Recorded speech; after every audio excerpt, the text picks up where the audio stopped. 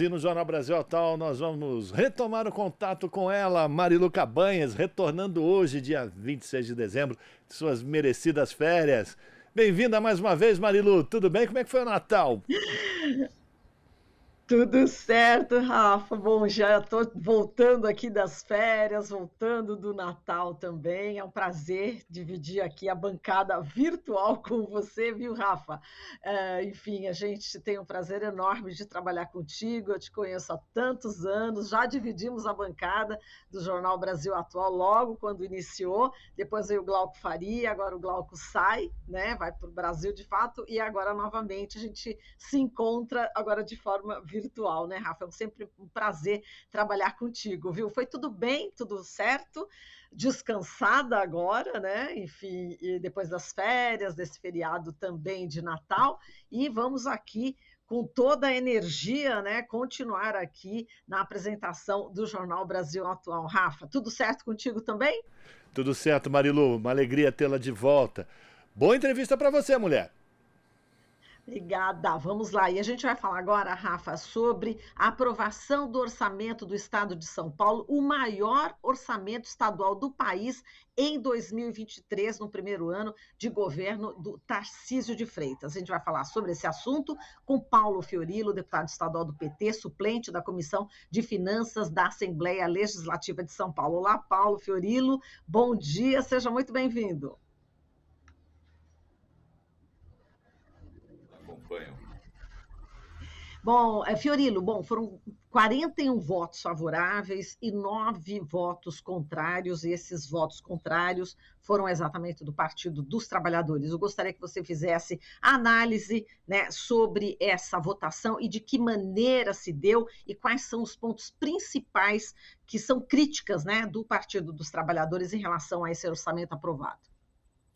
Então, primeiro, acho que é importante explicar para quem nos acompanha que esse orçamento ele foi elaborado pelo governo Rodrigo Garcia ainda antes do processo eleitoral. Ele foi entregue na Assembleia no dia 30 de setembro. Como você disse, é o maior orçamento, são 317,4 bilhões, portanto, muito recurso. E o governo do Rodrigo aproveitou para apresentar, antes da aprovação, algumas medidas eleitoreiras, sempre na tentativa, assim como fez o presidente Bolsonaro, de faturar ou de tentar reverter a situação. Mexeu na questão da idade do transporte coletivo, podendo aqueles que têm 60, 65 anos voltar a ter gratuidade, mexeu em outras questões que tinham uma sensibilidade muito grande no debate, e nós ficamos, depois da eleição do segundo turno, aguardando as manifestações do governador eleito, para que a gente pudesse saber quais eram as suas prioridades. Repare que ele tirou férias, montou a equipe depois, a equipe de transição, e, na minha opinião, dos vários outros deputados, ele desdenhou a Assembleia Legislativa no debate orçamentário. Por que desdenhou, Marilu? Porque não colocou um interlocutor e encaminhou ao relator, que era o deputado Olim, apenas 4 propostas de alteração do orçamento. Propostas, na minha opinião, pífias. Vou dar aqui quais foram as áreas que ele propôs mudar o orçamento. Então, ele propôs mudar no Bolsa do Povo Estudante, num programa chamado Novotec Aprendiz, Mutirões da Saúde e Habitação. Vamos ao que interessa, na minha opinião, que são 3 grandes programas. O Bolsa do Povo Estudante. Ele aumentou de 300 milhões para 490, o que é insuficiente para cumprir a proposta dele. A proposta dele era pagar essa bolsa para 1,2 milhão de estudantes.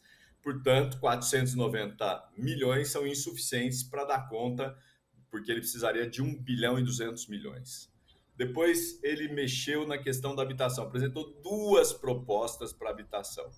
E em cada uma dessas propostas, ele colocou R$10. R$10, eu não estou enganado, R$10. Para poder garantir 2 programas na habitação. Agora, o que chama atenção? Um governo que teve muito tempo para pensar, para apresentar propostas, não se preocupou em fazer isso, não se preocupou.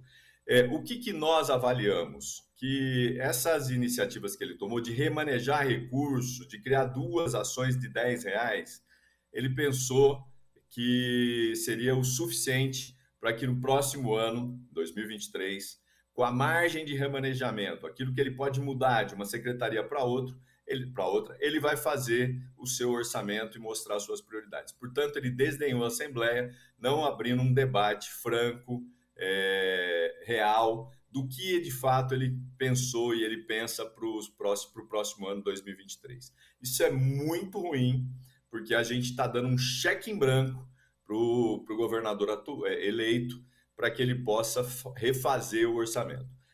A gente sempre denuncia isso. Enquanto a margem de remanejamento, aquilo que ele pode tirar de uma secretaria para outra, for de 17%, e ele ainda pode mais do que isso, porque eles retiram algumas travas, a gente não tem condições de avaliar que orçamento de fato ele vai executar. Então, a principal crítica, ou as principais críticas: primeiro, faltou interlocução; segundo, desdenhou da Assembleia; e terceiro, apresentou 4 propostas como prioridades que são pífias e que não dão conta dos grandes desafios colocados. E assim, só para entender um pouquinho os desafios que eu estou me referindo, por exemplo, o Dória e o Rodrigo extinguiram a SUSEM.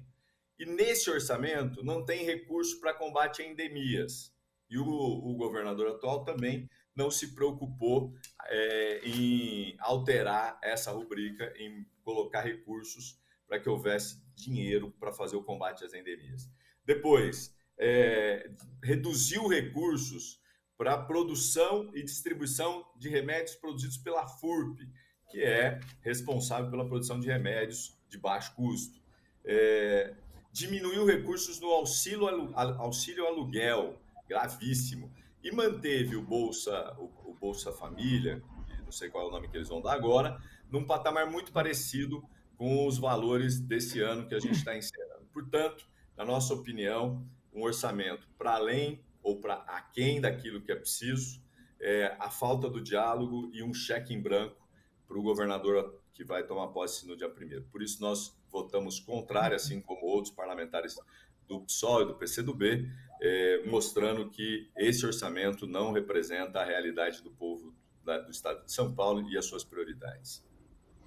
Fiorilo, você falou da SUSEM, enfim, entramos aí na área de saúde. Eu estava vendo aqui os valores, né, do orçamento em relação à saúde, e eu fiz aqui, peguei também o que vai para a segurança pública, e é muito parecido, né? São 29 bilhões para a saúde, 27,3 bilhões para a segurança pública. Enfim, agora, a saúde é extremamente precária. A gente está vendo aí pessoas morrendo, né, por falta justamente de atendimento digno. Como é que você vê essas duas pastas com a proximidade desses valores? Primeiro, acho que é importante a gente também fazer uma outra observação antes da gente entrar no debate orçamentário das duas secretarias. Repare que a gente vai ter, Marilu, na Secretaria de Segurança, um bolsonarista raiz, né? A história do bolsonarismo raiz, que é o DEIT, e que há muitas dúvidas de como é que ele vai se comportar. Então, a primeira preocupação, para além do orçamento, é essa. A segunda, diferente da segurança, o orçamento da saúde ele tem uma definição constitucional de investimento ou de recursos para a saúde, que é o que diz lá, preconiza a Constituição, 15% do orçamento. Óbvio que a gente tem um problema gravíssimo, a gente ainda não saiu da pandemia, é preciso que haja investimento robusto.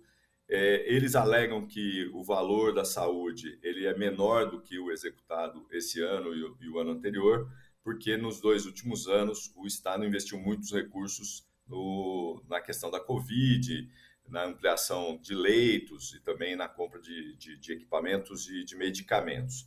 Agora, isso mostra que o governo também não está muito preocupado.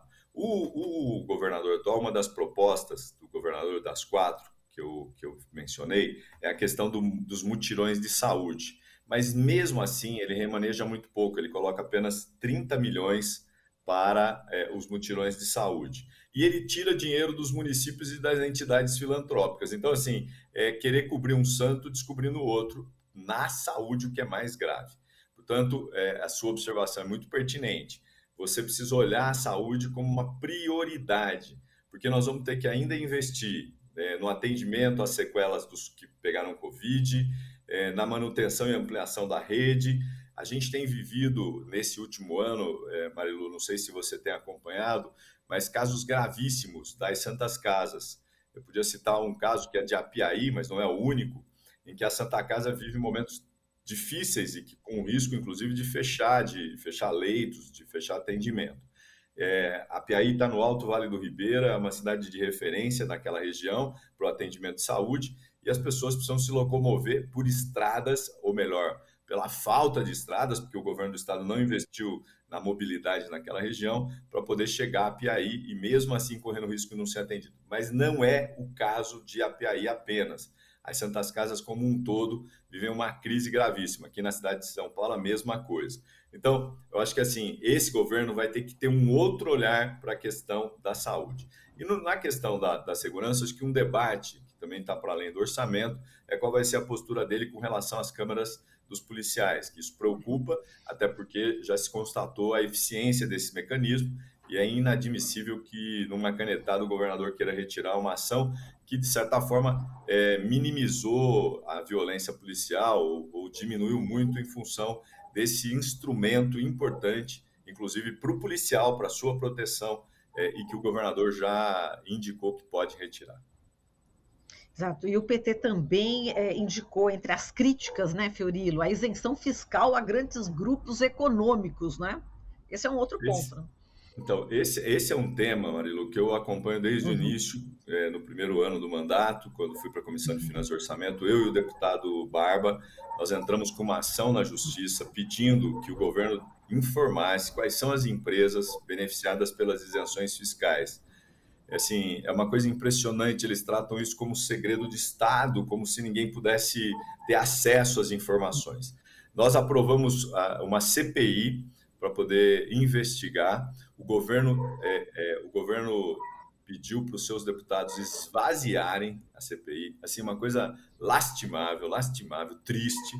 E o argumento de muitos governistas é que eles tinham dificuldade de acessar as redes porque não tinham condições de entrar para participar das reuniões. Nós não desistimos, mesmo não tendo quórum, nós resolvemos então ouvir especialistas e trouxemos uma experiência importante do Pará, em que o governador iniciou um processo de transparência muito interessante.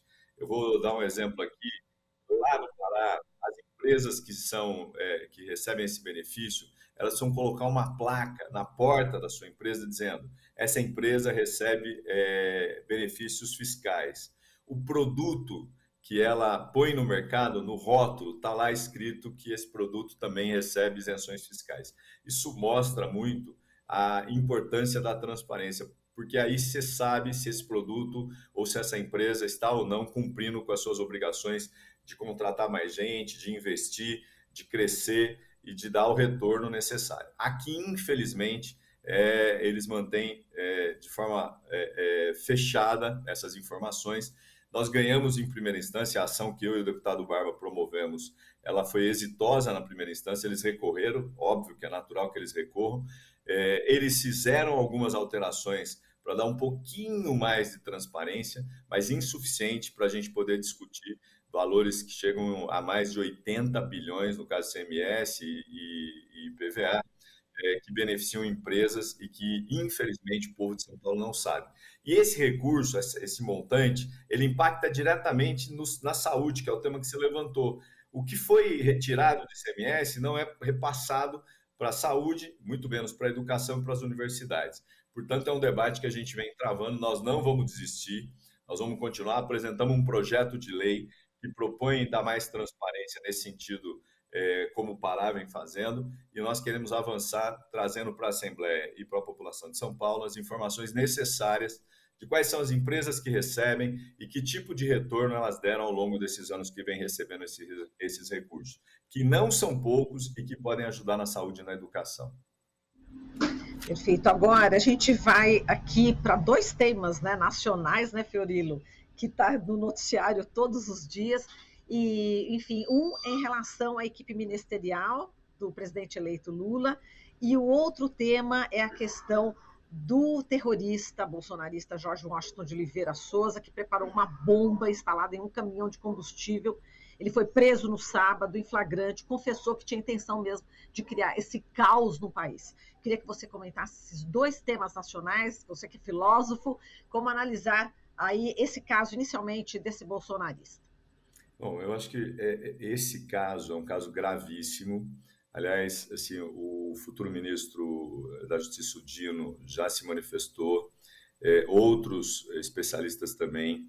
É inadmissível que a gente permita que o Brasil, em especial lá em Brasília, haja casos de terrorismo, porque é disso que se trata, né? Uma pessoa que adquiriu armas, que montou explosivos, não fez isso sozinho, tem que ter quem patrocinou, quem bancou, quem é que ajudou, porque é preciso que haja uma punição severa e duríssima, duríssima. Nós não podemos permitir, nós não podemos fazer o que a polícia fez lá em Brasília naquela manifestação no dia da diplomação do Lula e do Alckmin, que ninguém foi preso. Nesse caso é grave, porque ele diz, inclusive, da influência que ele recebe do Bolsonaro quando da compra de armas, da necessidade de se defender, entre aspas. Então é preciso que a polícia haja com o rigor da lei e puna não só ele, mas todos aqueles que estão envolvidos. E isso tem a ver também, Marilu, com essas manifestações em frente aos quartéis. Ele mesmo diz isso, que foi lá na frente do quartel que eles organizaram, que eles arquitetaram, planejaram essa ação para tentar criar um caos, para achar que isso poderia promover uma intervenção militar para impedir a posse do Lula. O que preocupa, na realidade, agora é o que vai ser feito, como será organizada a posse do Lula, porque a gente percebe que não é brincadeira. Nós não estamos falando de bravatas, nós estamos falando de situações concretas. A polícia foi lá desarmar uma bomba e ele disse que colocaria no aeroporto, que tentaria detonar uma subestação de energia. Então, nós não podemos permitir isso. E isso, na minha opinião, é fruto dessa política que, ao longo dos últimos 4 anos, veio sendo implementada pelo governo Bolsonaro, do armamentismo, do ódio, da violência. Nós assistimos, de forma perplexa, vários atos de violência promovidos, de certa forma, ou incentivados pelo presidente da República e que precisa ser investigado e também responsabilizado. Nós não podemos achar que aquele cara lá, o que colocou a bomba, ou que matou, ou que xingou, ele é fruto sozinho de uma ação. Não, não é. A gente está vendo isso. Esse movimento faz parte de uma ação articulada, organizada na extrema-direita. Não é só no Brasil, a gente viu o que aconteceu nos Estados Unidos, e aqui eles querem repetir, mas talvez de uma forma muito mais violenta. Por isso é preciso que haja uma preocupação grande com a posse do Lula e principalmente com a repressão a esse tipo de situação, repressão no sentido de apurar, punir, prender, para que não se repita e para que a gente não tenha situações dessa ocorrendo nos próximos dias ou na posse do presidente da República. Eu sei que o ministro Dino já se manifestou também nesse sentido, eles vão fazer uma reunião para rediscutir ou reorganizar um pouco a posse, porque não é uma situação fácil e nós não podemos achar que isso é normal. Não é, como não foram normais todos os atos de violência que a gente viu ao longo desses últimos 4 anos, e em especial no processo eleitoral, de forma muito triste. Então, portanto, na minha opinião, não é um caso isolado e é preciso ser apurado com o rigor da lei. Com relação aos ministros, à composição do ministério, acho que o Lula vem, junto com a sua equipe, junto com aqueles que estão participando diretamente, dando respostas importantes para recompor o governo de Brasília, priorizando áreas que foram esquecidas, abandonadas ou até usadas de maneira incorreta, no caso da Fundação Palmares, por exemplo. Mas, assim, eu acho que a demonstração e a capacidade do Lula, ela é reconhecida não só pelos petistas, não só por aqueles que votaram no Lula, mas até por aqueles que não votaram no Lula e reconhecem hoje a importância que tem o Lula na montagem do seu governo, na composição dos seus ministérios. Acho que decisões acertadas. Ainda temos mais ministérios que devem ser anunciados hoje. É preciso avançar nesse processo para compor os ministérios que ainda faltam, pensando nas áreas e pensando nas pessoas que podem, de fato, agregar para o governo. o governo Lula tem um grande desafio. Assim, eu estava ouvindo a entrevista do Fausto, essa questão do emprego, a questão de recompor a renda das pessoas, de discutir tabela de imposto de renda, mas não só isso. O Lula teve junto com os catadores, os moradores de situação de rua aqui em São Paulo, e mais uma vez demonstra a importância de um presidente que tem um olhar para aqueles que mais precisam. Então, os grandes desafios desse governo é a reconstrução, é recolocar políticas públicas para os mais pobres. E eu tenho certeza que isso o Lula vai persistir ao longo dos seus 4 anos de mandato, até de novo voltar a ter um país mais igual, menos injusto. Acho que esse é o grande desafio que está colocado e os ministros têm mostrado esse compromisso que é muito importante para a gente ter um Brasil de novo inclusivo e que a gente possa virar essa página tão triste da nossa história. Fiorilo, foi um prazer conversar contigo. Bom, a gente deseja aí um feliz 2023, né? Então a gente tem perspectivas, né, em relação a esse ano. Só para encerrar, né, a sua expectativa, temos 30 segundinhos, Fiorilo, a expectativa para 23, aqui no estado de São Paulo, né, com Tarcísio de Freitas, e no cenário nacional com o presidente eleito Lula.